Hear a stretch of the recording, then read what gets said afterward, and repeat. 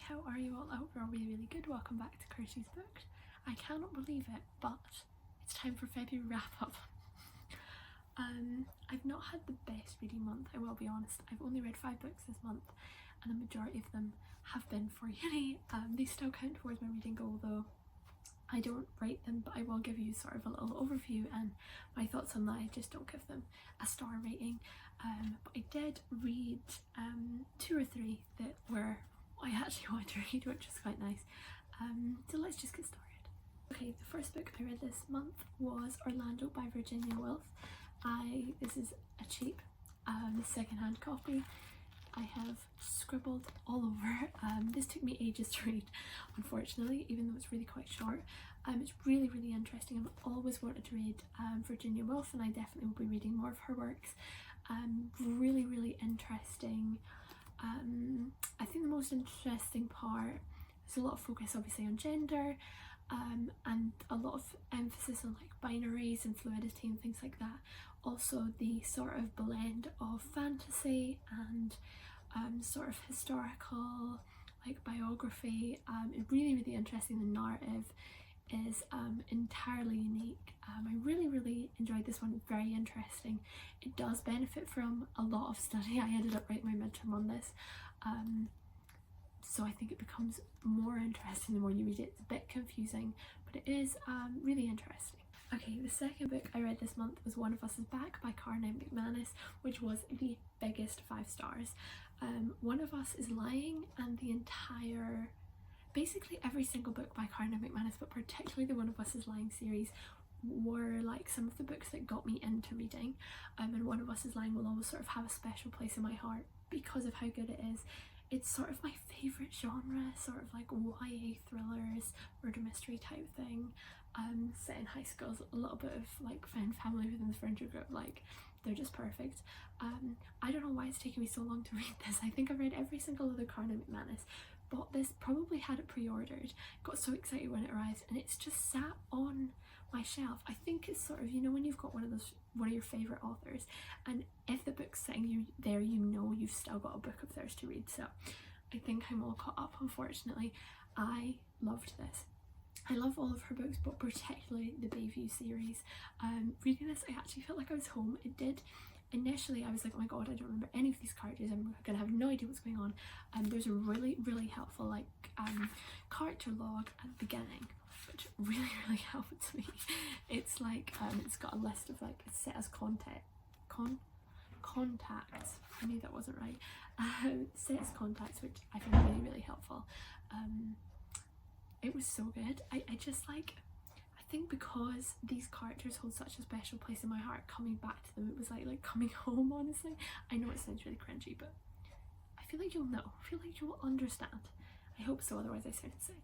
But anyway, it was amazing, really unpredictable. Yeah, it just the perfect like small romances, and they're so clever.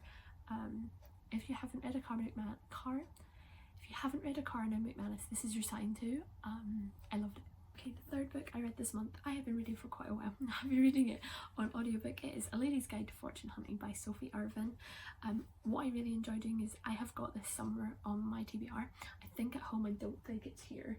And I managed to find a free audiobook on Libby, and so was able to like reduce my TBR without actually physically reading it, though I miss having a physical book in my hands. But anyway, I really enjoyed this. A lot of the time I find I don't enjoy a book as much as if I had read it physically, and obviously I can never know that, but I would say this is a really good audiobook. I really enjoyed the audiobook narrator. I'm not sure who it was, but really good. I rated this a 4-star overall. It gave me such Bridgerton vibes. It's like motivating me to get back to the series. I've sort of abandoned Bridgerton like halfway through season 3, so I really need to get back to it. And completely off topic here, but it was really good. The only reason it wasn't a 5-star is because it was extremely predictable. I knew it was going to happen very soon, and it was just sort of, it just everything, you knew where it was going, you knew where it was going to lead, which is nothing wrong with that, and I was really happy that that's where it did lead. But it was very particular, very predictable. So I did really enjoy it still. I really enjoyed the characters, I really enjoyed the family aspect, I really enjoyed really enjoyed the romance. It was really, the banter was amazing. It was quite high stakes, which I quite enjoyed. It had a lot to it. It was really, really exciting to read. It was almost a 5-star. Almost. Really good though. Okay, and then the fourth book I read this month was Giovanni's Room by James Baldwin. I really, really enjoyed it. I actually found it really, really emotional, particularly near the end. Again, this was another one I had to read for English Lit, so I'm not going to give it a rating, but I am going to say that I really, really enjoyed it. It would be edging towards one of my favourite classics. I'm not really a classics fan, but this semester reading English Lit books has really, really made me appreciate them a lot and being able to study them, so really, really enjoyed it. It's got such a profound exploration of sexuality and gender, and as I said, it's really, really emotional. It's quite short as well, so it doesn't take too long to read if you're looking for like a quick little classic. I will definitely be reading some more of Baldwin's works, because I think his writing is like so touching and moving. I really enjoyed this one. Okay, and then the final book I read this month was Love Story by Lindsay Kelk. I rated this a 4-star. It was so close to being a 5. It was so close. I read the majority of it on a bus journey when I was heading home for the weekend, and it was amazing. I find I go through phases of loving romance books so much and then getting really, really fed up with them, particularly in terms of like miscommunication and what's it called, the third act breakups. I find a lot of them really, really predictable, and I need like a really, really good one. This was so almost there. I really enjoyed it. This isn't true, the bit about like a small town bookshop. Don't read it for the bookshop. There is a bookshop in it, but not until near the end. It was so predictable. It was so predictable. I'm going to go through the reasons why I didn't enjoy it, and then we'll go through the reasons why. It was so predictable. The characters did start to annoy me, I will be honest. And it was very much like as much as they say themselves, they try not to.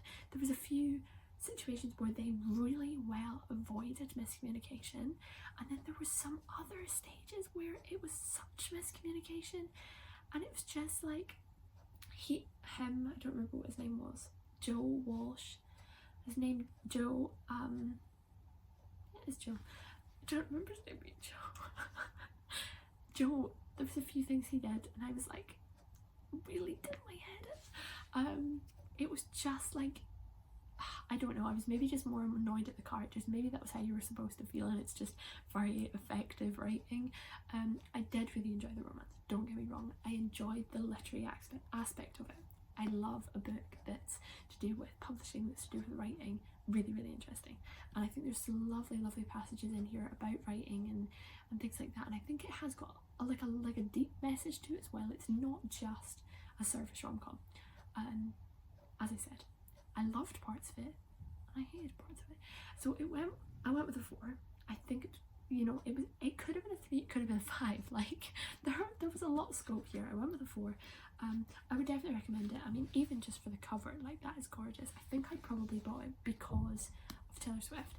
I think, but I would definitely recommend it, and I think it's lovely. It just wasn't quite perfect. Not that I've got high expectations or anything like that. So yeah, that brings us to the end of this video. If I was to pick a favourite, I would probably have to go with One of Us Is Back.